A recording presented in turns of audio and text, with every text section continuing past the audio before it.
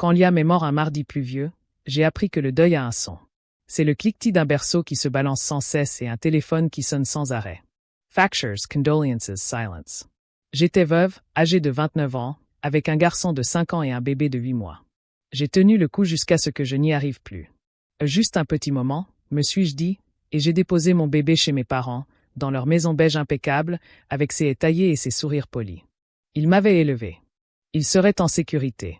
Une semaine plus tard, sur le chemin de la crèche, mon fils Oliver s'est figé. « Maman » a-t-il murmuré, puis il a sangloté. « On doit retourner chez mamie. » J'ai fait demi-tour. Nous avons parcouru le dernier tronçon de rue à pied, silencieux comme des fantômes. Par la fenêtre du salon, la vérité que j'avais enfouie depuis l'enfance a surgi de l'ombre, a tendu les bras vers mon bébé et m'a fait me souvenir de qui étaient vraiment mes parents. Je m'appelle Emma Carter, et la semaine qui a suivi la mort de mon mari, Liam Carter, dans une collision avec un camion de livraison, le temps s'est comme figé, les matins ont laissé place aux nuits, et ma vie s'est réduite à des doses de biberon, des listes de poids pour la crèche et des emails que je lisais sans les comprendre. Je suis conceptrice UX à Dallas. Mon rôle est de simplifier des processus complexes, mais le deuil, lui, n'avait rien de simple. « Mange », me disait ma meilleure amie, Jenna Morale, en poussant des Tupperware sur le comptoir. Mon fils Oliver, 5 ans, coloriait à table. Mon petit Théo pleurait à chaudes larmes. J'ai essayé les nounous. J'ai essayé une babysitter qui a disparu sans donner de nouvelles. J'ai essayé le café et la prière, souvent dans cet ordre. À chaque clin d'œil, une échéance passait. Une assiette moisissait. Une facture me rappelait que l'amour ne repousse pas les limites. Mes parents, Robert et Evelyn Whitman, vivaient à 30 minutes de chez moi, dans un complexe résidentiel où les boîtes aux lettres étaient identiques et où le bulletin de la copropriété proposait un CEDOCU. En grandissant, notre maison avait des règles qui paraissaient raisonnables jusqu'à ce qu'on les applique. Le silence est une forme de respect, disait papa. Les larmes sont de la manipulation, ajoutait maman, souriant comme si elle me parlait de la météo. Tu as besoin d'aide ? Dit Evelyn au téléphone, sa voix aussi chaude qu'une tasse de thé fraîchement infusée. Prenons Théo pendant la journée. Oliver peut venir après l'école. La routine est importante pour les enfants. Tu étais parfaite avec une routine. Parfait. Ce mot m'est resté. Je me souvenais des cadres photos bien droits et d'un tableau des tâches ménagères plastifié comme un amendement constitutionnel. Je me souvenais de moins de choses que je n'aurais dû. La mémoire a cette fâcheuse tendance à s'estomper quand on grandit et qu'on doit se débrouiller seul. Juste une semaine, dis-je à Jenna. Le temps de rattraper mon retard au travail. Tu leur fais confiance ? Demanda-t-elle. J'aimerais bien, répondis-je. Les premiers jours se passèrent si bien que je me sentis bête de m'être inquiétée. Maman envoyait des nouvelles, une photo de Théo dans une couverture tricotée, un message sur la quantité de nourriture qu'il avait mangée, sur la qualité de sa sieste. Papa restait la plupart du temps à l'écart, sa main gauche apparaissant de temps à autre, grande, vaniteuse, familière. Oliver rentrait discrètement, ce que je prenais pour de la tranquillité, mais de petits tracas s'accumulaient comme des peluches. Théo sursautait trop facilement au moindre bruit de placard qui fermait. Oliver tressaillait au clic du thermostat. Quand j'ouvrais, Evelyn posa sa paume sur mon épaule, un peu trop longtemps, et me guida vers la porte. « Ne réveille pas le bébé » murmura-t-elle comme si le son lui-même était un péché. « Maman » dit Oliver un soir en dessinant des cercles dans ses macaronis au fromage. Grand-père dit « Les bébés pleurent pour gagner. » Gagner quoi ? Demandai-je. Oliver ouvrit la bouche. Pour gagner la partie. Quelle partie ? Demanda-t-il en haussant les épaules. La partie silencieuse. La partie silencieuse. IARS. Trop fort. Mon rire était sec. Ce n'est qu'une expression, lui dis-je. Mais plus tard, quand Théo se réveilla à 2 heures du matin en hurlant comme si l'obscurité l'étreignait. Je me suis assise par terre entre leurs lits et j'ai fixé le mur jusqu'au matin. Lundi, mon chef m'a envoyé un message. Des nouvelles pour la passation de consignes. J'ai écrit, effacé, réécrit. Entre-temps, mon téléphone a vibré. Evelyn. Ça y est, il est descendu. Il n'est pas arrivé plus tôt. Il s'est juste endormi. Le message était anodin. Le pincement soudain dans mon ventre n'était pas dû à la nuit précédente. Leur maison semblait mise en scène. Une odeur de citron, les plans de travail vides, un simple vase d'hortensia aligné au centre de la table. Robert était assis dans son fauteuil, lisant un journal comme s'il passait une audition. « Emma » a-t-il dit sans lever les yeux. « Comment va Théo » ai-je demandé. « Calme » a-t-il répondu. « Les enfants peuvent être comme ça. » Evelyn m'a serré dans ses bras. « Ils s'adaptent. Les bébés ont besoin de limites claires. Déterminé, ai-je répété. Sur le chemin du retour, Oliver a serré son sac à dos contre sa poitrine. Mamie dit que pleurer rend la voix moche, a-t-il marmonné. Pleurer permet au corps de se libérer, ai-je répondu machinalement. Ma thérapeute a dit ça après la mort de Liam. Je l'ai cru à l'époque. Je voulais y croire encore. Mercredi. Un bleu est apparu sur le bras de Théo, pâle et en forme de pouce. Des jouets de maternelle? A suggéré Evelyne avant même que je pose la question. Même si Théo n'allait pas à la maternelle, il s'est retenu en découvrant son corps. Elle a souri. C'est mignon, non? Mignon. Ai-je répété. Et ce mot avait un goût de métal. Cette nuit-là, Oliver a fait pipi au lit pour la première fois en 2 ans. Il s'est réveillé en hurlant, un cri dont il ne se souvenait pas. Quand je lui ai demandé s'il avait fait des cauchemars, il a cligné des yeux et a dit « On ne parle pas fort chez mamie ». Vendredi, notre pédiatre a confirmé la prise de poids de Théo. Le soulagement m'a envahi et je suis parti discrètement. Assise dans la voiture, j'ai fixé les portes automatiques de la clinique.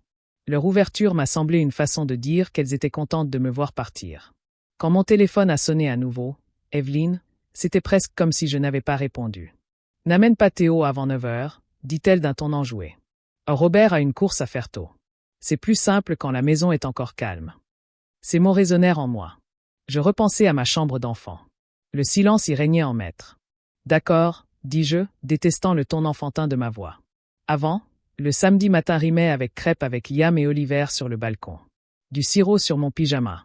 Théo qui donnait des coups de pied dans sa couverture comme s'il nous piétinait depuis une autre planète. Maintenant, c'était plutôt lessive, attrape de miettes de sommeil et liste à faire. Jenna arriva avec le café et me trouva en train de réorganiser l'étagère à épices comme si elle me devait de l'argent. « Tu vibres » dit-elle. « Qu'est-ce qui se passe ?»« Rien que je puisse nommer » répondis-je. « Tout ce que je ressens » insista-t-elle en m'examinant. « Dites-le quand même. » J'ouvris la bouche, puis la refermai. « C'est sans doute un deuil précoce, dis-je. Parce que ce diagnostic me semblait moins inquiétant que celui que mes jambes murmuraient. « D'accord, dit-elle, sans me croire. Mais si vos jambes vous appellent, écoutez-les. » Lundi matin, j'avais mal à la tête et une liste de choses à faire. J'ai donné le biberon à Théo, préparé son sac et pris la voiture pour aller chez mes parents. Evelyne prit le bébé avec un sourire lent et convenu. Robert hocha la tête contre le mur. « En routine, dit-il, comme une bénédiction. » J'ai conduit Oliver à l'école. Au carrefour avant la bretelle de sortie, sa petite main tremblante se posa sur mon poignet. « Maman, murmura-t-il, les yeux embués. On doit retourner chez grand-mère. S'il te plaît, Théo a besoin de toi. » Le feu passa au vert. Les voitures klaxonnèrent. Je m'arrêtai et mis mes feux de détresse. Il s'est passé quelque chose. Il secoua la tête. Non, et si, tout de suite. Conduis. Tu te dis que tu seras calme quand ça arrivera. Tu ne le seras pas. Je fis demi-tour sans réfléchir, sans respirer. La peur me monta aux côtes comme de l'encre. Dans l'eau.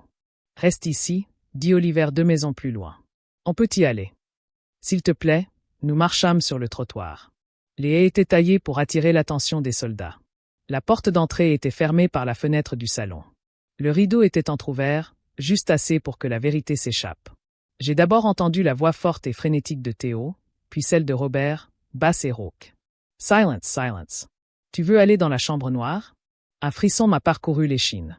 Evelyne se tenait près du canapé, tenant Théo dans ses bras. Sans le tenir, elle lui passait les mains sous les aisselles et le secouait par petites poussées furieuses. Sa tête oscillait d'avant en arrière dans un rythme terrorisé. « Il fait ça pour attirer l'attention, » dit-elle d'une voix douce. « On ne cautionne pas ça. »« Arrête, » dit Robert, non pas à elle, mais à l'enfant. Il fit un pas de plus.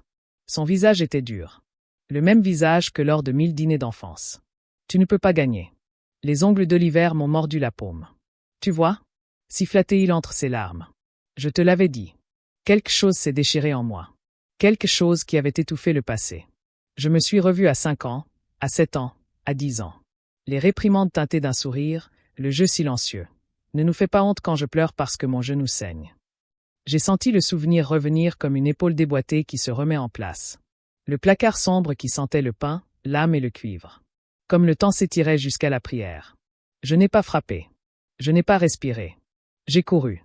La porte a claqué contre le mur avec un bruit sec qui a fait sursauter Evelyne.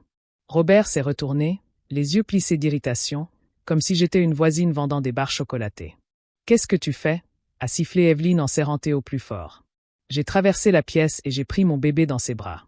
Il s'est accroché à moi en sanglotant, un sanglot qui semblait prendre naissance sous ses pieds. On y va, ai-je dit d'une voix basse. Non, ma querie. Arrête ton cinéma, a dit Robert. Les enfants ont besoin de limites. Vous nous avez demandé de l'aide. N'oubliez pas, l'aide ne fait pas de bleu, dis-je en leur montrant le bras de Théo. L'auréole de l'empreinte digitale avait viré au rouge prune. Les lèvres d'Evelyne se pincèrent. Emma, dit-elle d'une voix douce comme un couteau. Tu as toujours été sensible. C'est pour ça que tu as eu du mal, petite fille. Trop d'émotions. Pas assez de discipline. Oliver se pressa contre ma cuisse. Ne me quitte pas, murmura-t-il. Je n'étais uiterai pas, répondis-je. Plus jamais. Robert se dirigea vers la porte, nous bloquant le passage. Tu es hystérique. Donne-moi le bébé. Je me décalai, me tournai légèrement et pris Théo dans mes bras pour que sa joue repose contre mon épaule. Je sentis à nouveau un goût métallique, mais cette fois, c'était du fer. Décide-toi. Bouge, papa. Tu vas t'excuser, dit-il. Je le regardai, vraiment, et ne sentis rien qui puisse l'exploiter. Non. Je l'avais dépassé parce qu'il ne s'y attendait pas. Les agresseurs ne prévoient pas que leur plan échoue. Le couloir était un tunnel, la porte d'entrée, un carré de ciel. Yekourai. Les baskets d'Oliver claquaient à côté de moi. Derrière nous, Evelyne m'appelait d'une voix que j'avais suivie pendant des décennies. Nous sommes arrivés à la voiture. J'ai attaché Théo sur son siège avec des mains tremblantes, j'ai ouvert la portière passager pour Oliver et j'ai conduit. Je n'ai pas regardé en arrière. Je prenais les virages comme si je pouvais traverser l'histoire, me fondant dans la circulation qui ignorait tout de la fin et du début soudain d'une guerre. Nous sommes arrivés à notre résidence. J'ai garé la voiture et posé mon front sur le volant. Oliver a tendu la main vers moi. Théo a eu un hoquet. « Maman » a murmuré Oliver. « Oui, mon chéri.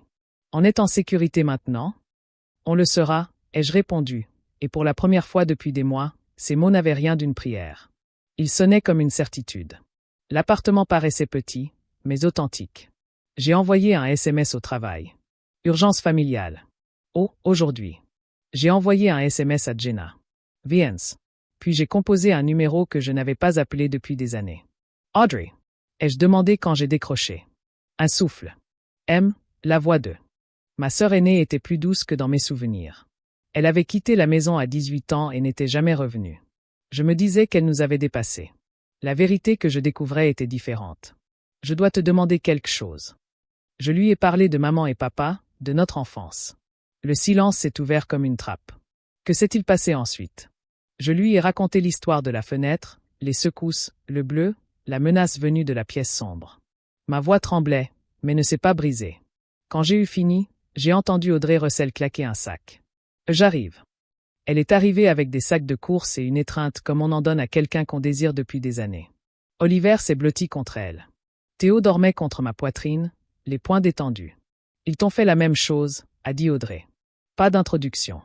Ils appelaient ça de la structure. Quand tu étais petite, tu pleurais la nuit. Papa decide que tu le testais. Il te prenait dans ses bras et te secouait. Pas violemment, se corrigea-t-elle, les yeux brillants d'une lueur étrange. Mais c'en était assez. Il appelait ça « rétablir le calme ». Maman regardait. Et quand tu avais 5 ans, ils ont inventé ce placard. La pièce silencieuse. J'eus la nausée tandis que les pièces du puzzle s'assemblaient. Je ne me souviens pas. C'est ça, la survie, dit-elle. Le cerveau efface ce qui rendrait l'amour impossible. Je m'assis brusquement. Pourquoi tu ne me l'as pas dit? J'ai essayé, répondit-elle. Tu avais 8 ans la dernière fois que j'ai dit quelque chose et que papa a entendu. Il a annulé ta fête d'anniversaire et a dit que c'était de ma faute. Je suis partie à 18 ans pour ne pas devenir comme eux. Jenna s'approcha et écouta sans interrompre. On note tout, finit-elle par dire. On appelle le pédiatre, un psychologue spécialisé dans les traumatismes pour Oliver. Et toi, ajouta-t-elle en me regardant. Arrête de te convaincre que leur comportement t'aide. Audrey acquiesca. Et s'ils tiennent une garderie clandestine, on les dénoncera. Ils ont toujours voulu avoir un public à contrôler. J'ai repensé à l'emploi du temps d'Evelyne, à la voix sermonnante de Robert, aux mamans de l'association qui encensait le calme d'Evelyne. La panique qui m'étreignait s'est muée en une sensation plus sereine. Pas de colère, pas encore. Plutôt un sentiment de détermination. J'ai pris mon téléphone et ouvert l'application Notes. Ok, me suis-je dit. Première étape, prendre une photo du bleu. Deuxième étape, consulter le pédiatre. Troisième étape, trouver un thérapeute. 4e étape, on verra bien. Le pédiatre a noté le bleu et mes légers tremblements. Vous n'exagérez pas, m'a-t-elle dit. Secouer un bébé n'est jamais une forme de discipline. Oliver a commencé des séances avec le docteur René Callaway, qui utilisait le jeu pour ouvrir des portes. Son premier dessin était un carré sans fenêtre et un bonhomme allumette avec une bouche ronde et ouverte. C'est la salle de repos, lui a-t-il dit. Tu ne le diras à personne. J'ai appelé une assistance juridique et, par le biais d'une connaissance, j'ai rencontré Marcus Hay, un avocat bénévole au regard bienveillant et à la mémoire juridique impeccable. Si vos parents gardent régulièrement plusieurs membres de leur famille, ils ont besoin d'un permis de conduire, expliqua-t-il. Même s'ils ne font que garder leurs petits-enfants, tout signe de maltraitance physique ou psychologique entraîne un signalement obligatoire. Il fit glisser une liste sur la table. Garde d'enfants, permis de conduire, signalement à la police pour les urgences non vitales, dis-je. Le mot résonnait lourd et juste. Samedi, Audrey et moi avons dépassé la maison de nos parents d'un pâté de maison et nous nous sommes garés derrière une rangée de lilas des Indes. Je me sentais comme une adolescente qui s'échappe en cachette, même si l'enjeu était bien réel. À travers le téléobjectif de mon appareil photo emprunté, j'ai vu un enfant que je ne reconnaissais pas se traîner sur la pelouse tandis qu'Evelyne se penchait et tirait sur son poignet. Exactement la même forme qu'un bleu que Théo avait eu la semaine dernière. J'ai battu un record, mes mains ne tremblaient pas. Plus tard, Jenna a parlé à 2 mamans du quartier sous couvert d'un groupe d'échange sur Facebook. Evelyne est une sainte, a écrit l'une d'elles. Elle calme les enfants quand personne d'autre n'y arrive. Ces mots m'ont profondément marqué. Nous avons rassemblé les rapports, les vidéos horodatées, quelques enregistrements audio d'un petit enregistreur dissimulé dans le sac à dos d'Oliver, les jours où je devais encore le déposer 1 heure avant la sortie de l'école. Si tu pleures, tu perds, grondait la voix de Robert dans l'un des dossiers. Aucun son, marmonna Evelyne d'une voix si douceâtre qu'elle en était presque douloureuse. Marcus nous a aidés à classer les documents. Nous n'avons rien mis sur mon nom qui puisse leur parvenir rapidement. Ils ne peuvent pas se venger s'ils ne savent pas où viser, a-t-il dit. Ta priorité, c'est la sécurité. Les signalements peuvent être anonymes. Tu as bien fait. À la maison, Théo s'est remis à rire. De petites bulles éclataient contre ma clavicule. Oliver a dormi toute la nuit. Assise par terre dans la cuisine, entre leurs portes, je laissais mon corps se détendre. Se détendre, c'est du boulot. Quand l'infirmière a appelé pour les entretiens, j'ai répondu à toutes les questions. Êtes-vous prête à ne plus jamais revoir vos parents ? M'a demandé gentiment l'infirmière. Oui, dis-je, surprise de la facilité avec laquelle cela s'était passé. Je crois que j'ai déjà démissionné. Ils sont venus un mardi. 2 inspecteurs des services sociaux, un agent d'agrément et un policier en uniforme pour éviter les étincelles. Audrey et moi les avons suivis en voiture, garés à quelques mètres. Je n'avais pas besoin d'être là. J'avais besoin d'être là. Evelyne ouvrit la porte avec son air le plus maternel. Bonjour. Quelle surprise. Nous avons des rapports, dit l'enquêtrice principale, mademoiselle Patel, d'un ton sec mais bienveillant. Nous devons voir les enfants dont vous avez actuellement la charge et les locaux que vous utilisez. Des rapports. Evelyne rit légèrement. De qui? Les gens adorent s'en prendre aux femmes bien. Madame, dit mademoiselle Patel. C'est une procédure courante. Pouvons-nous entrer? Robert apparut derrière elle, la mâchoire serrée. Nous avons des droits et des responsabilités, dit l'agent d'agrément en parcourant rapidement un bloc-notes. Avez-vous un agrément de garde d'enfants? Nous sommes grands-parents, s'indigna Evelyne. Nous sommes de la famille. Tous les enfants dont vous avez la charge sont-ils de votre famille? Dieu Patel demanda. Le sourire d'Evelyne se crispa. Eh bien, les voisins demandent parfois de l'aide. La police a dit qu'il fallait voir votre registre, dit-il. Ils firent le tour de la maison. Je les observais depuis le trottoir, entre 2 voitures, mon souffle embuant le bord de la vitre par laquelle je regardais. Le salon d'Evelyne ne m'avait jamais paru aussi petit. Un petit garçon d'environ 3 ans se tenait là, une tétine pendant de ses lèvres, les yeux ronds. Mademoiselle Patel s'agenouilla à sa hauteur. « Eh, mon grand, je peux voir ton bras? Je l'ai vu d'ici. » Les légères marques en forme de croissant où des doigts s'étaient enfoncés. Ma vision s'ébrouilla. Je sentis la main de Jenna sur mon épaule. Je ne m'étais pas rendu compte de sa présence avant qu'elle ne me serre la main. « Calme-toi, murmura-t-elle. Laisse faire la police, dit Robert en désignant le couloir d'un geste ample. Nous utilisions la chambre d'amis pour les siestes, dit-il d'un ton solennel. La police entra, appareil photo en main. L'un d'eux photographia le placard. De là, ça ressemblait à un placard. Des étagères avec des poubelles étiquetées, un petit tabouret, un loquet. Les objets ordinaires peuvent être des instruments. À quoi sert ce loquet? Demanda mademoiselle Patel. Pour empêcher la porte de coulisser, répondit Evelyne trop vite. Tiraz. Le gérant mesura, nota, fronça les sourcils. Ah monsieur, la quincaillerie est installée à l'extérieur. Le regard de Robert glissa au-delà d'eux. Les enfants ont besoin de limites, dit-il. Les parents d'aujourd'hui sont mous comme des pêches. Mademoiselle Patel n'était pas à la hauteur. À monsieur Whitman, avez-vous déjà dit à un enfant, si tu pleures, tu as perdu? Il renifla. C'est une figure de style. Avez-vous déjà secoué un bébé pour le punir? Absolument pas, siffla Evelyne, là. Chaleur transparaissant sous son masque. Nous restaurons l'essence. C'est une technique. Il n'existe pas de façon sûre de secouer un enfant, dit mademoiselle Patel d'une voix désormais neutre. Où est votre trousse de premier secours? Conservez-vous des traces des incidents, des blessures? Evelyne prit un classeur. Robert lui bloqua la main d'un léger hochement de tête. Un signal conjugal qu'il ne s'attendait pas à voir interprété par quelqu'un d'autre. La police le remarqua. Madame, dit-il à Evelyne, veuillez vous écarter. Le visage d'Evelyne se crispa de douleur. Comment osez-vous entrer chez moi et m'accuser de cela? Nous avons élevé Emma pour qu'elle devienne une femme bien, nous connaissons les enfants. Mon nom vola en éclats. Mademoiselle Patel regarda par la fenêtre, comme si elle savait que j'étais là. Elle ne me voyait pas. Elle voyait des gens comme moi des centaines de fois par an. Monsieur, madame, dit-elle, pour la sécurité des enfants, nous ordonnons une mesure de confinement d'urgence. Aucune garde d'enfants ne sera assurée pendant l'enquête. L'enfant qui n'est pas de votre famille sera immédiatement remis à son tuteur. Vous ne serez pas seul avec des mineurs qui ne sont pas à votre charge. Robert serra las dents. C'est de la diffamation. C'est une preuve. L'agent des permis de conduire répondit. Une voiture s'arrêta. Une femme en sortit. Maya Brooks. Les cheveux de la mère du garçon étaient en désordre, ses chaussures dépareillées, et ses yeux flamboyants. Max, appela-t-elle en prenant son fils dans ses bras. Il s'accrocha à son cou, les épaules tremblantes de soulagement. Evelyne tendit la main vers eux. Maya recula comme si on lui avait tendu un serpent. Ne touchez pas à mon enfant. Robert Asavanka. Vous ne savez pas élever un enfant. J'ouvris ma portière et sortis sur le trottoir avant même de m'en rendre compte. Jana siffla. Mais ne m'arrêta pas. Papa, dis-je, et le mot sonna comme un répit. Il se retourna un instant. La peur traversa son visage. Papa. Moi, par une intervention. Emma, dit-il d'un ton d'avertissement. Rentre à la maison. On va s'en occuper. On va s'en occuper, répétai-je. Mais pas par toi. Les yeux d'Evelyne s'écarquillèrent et se posèrent sur Théo, que Jenna tenait maintenant dans ses bras de l'autre côté de la rue. Tu as ramené le bébé après ta scène dramatique de l'autre jour. Tu l'as secoué, dis-je. Ma voix portait, suffisamment calme pour raisonner. Tu as appris à Oliver que le silence est obéissance et que la douleur est ordre. J'en ai fini avec tes leçons.